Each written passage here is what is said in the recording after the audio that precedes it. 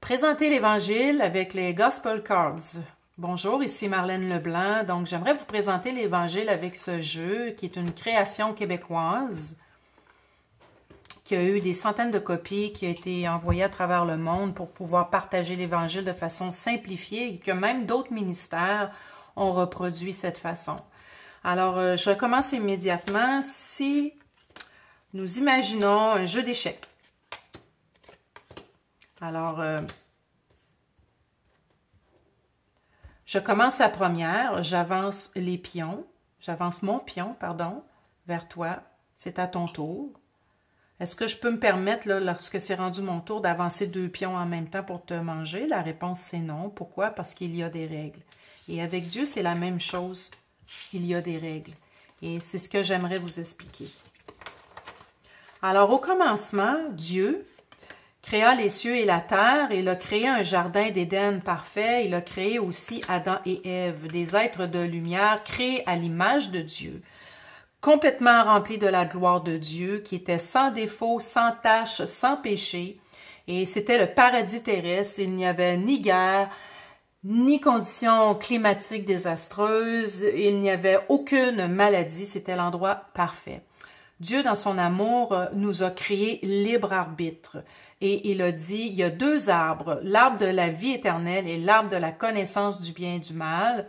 Tu peux manger de tous les arbres du jardin, sauf l'arbre de la connaissance du bien et du mal, puisque tu as le libre arbitre. Hein? Le libre arbitre, c'est d'accepter d'aimer Dieu ou de ne pas aimer Dieu, d'avoir une relation avec Dieu ou de ne pas avoir une relation avec lui de confiance. C'est un choix que nous faisons, c'est un choix qu'Adam et Ève avaient.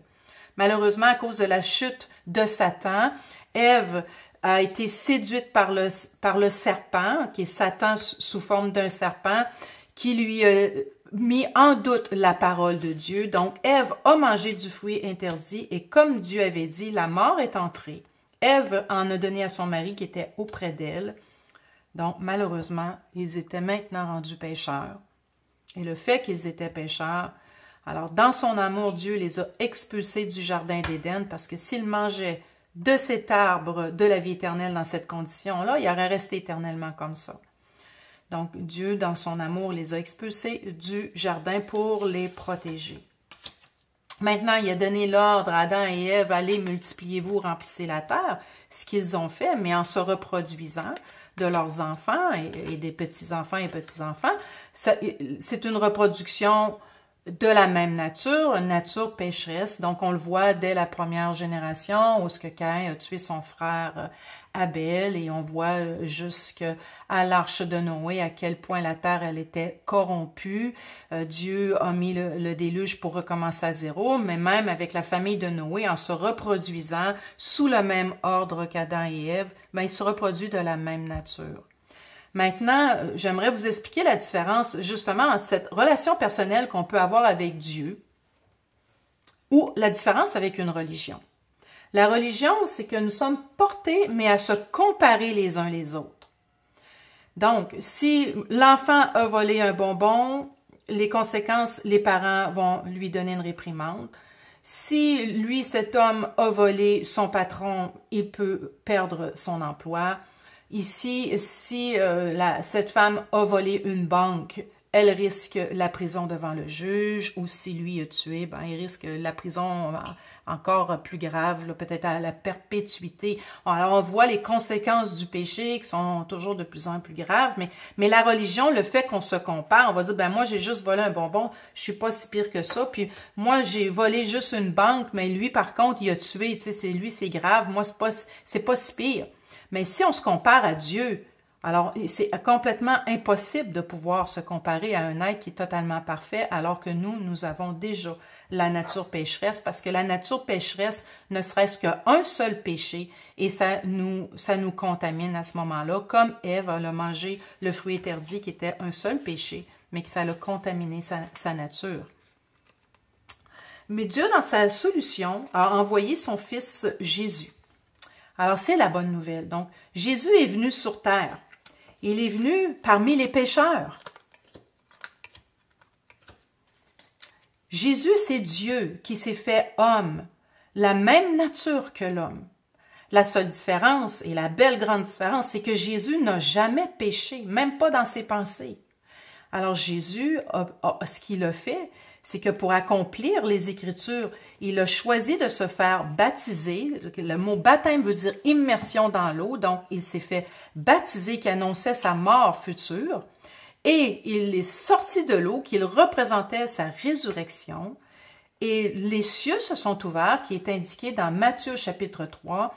Et la voix du Père s'est fait entendre. Le Saint-Esprit, sous forme d'une colombe, est venu se poser sur Jésus. Et le Père a dit à son Fils, « Voici mon Fils en qui j'ai mis toute mon affection. » Par la suite, Jésus est allé vers les pécheurs.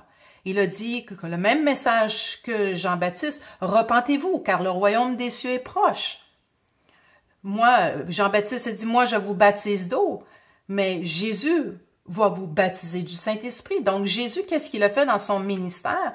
Il est allé guérir toutes les personnes qui sont allées auprès de lui. Ils ont reçu la guérison physique, la guérison émotionnelle.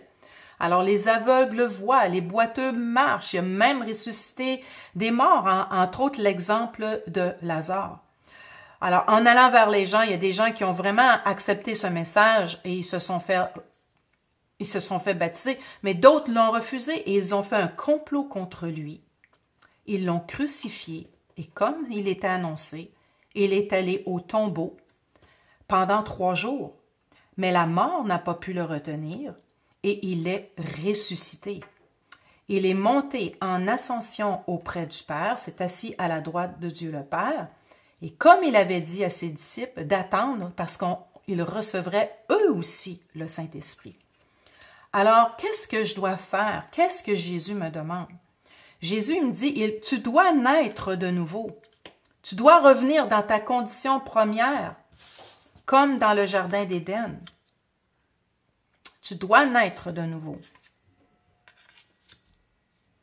Pour naître de nouveau, c'est que tu dois te repentir. Repens-toi. Repens-toi de tes péchés. Fais-toi aussi baptiser. Hein? Donc, le baptême, c'est que je choisis de mourir en Jésus et que lorsque je sors aussi des eaux, je ressuscite pour Jésus éventuellement, mais j'ai le Saint-Esprit qui vient vivre et se déposer sur moi, pareil comme le Père avait dit à Jésus.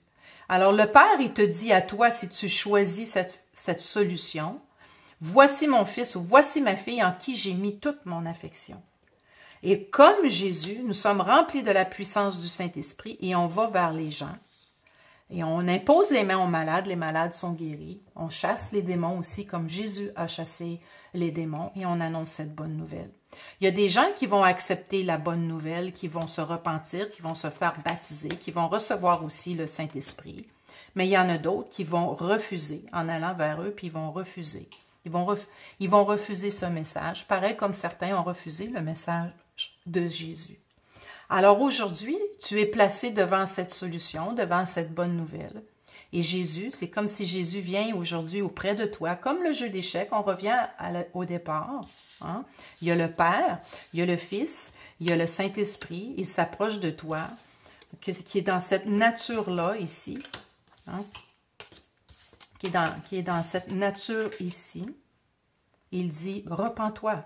Alors, tu te repens, il faut que tu naisses de nouveau. Fais-toi baptiser parce que ton corps, il y a une loi du péché dans ton corps. Elle doit être enterrée, cette loi-là du péché. Et tu recevras aussi le Saint-Esprit.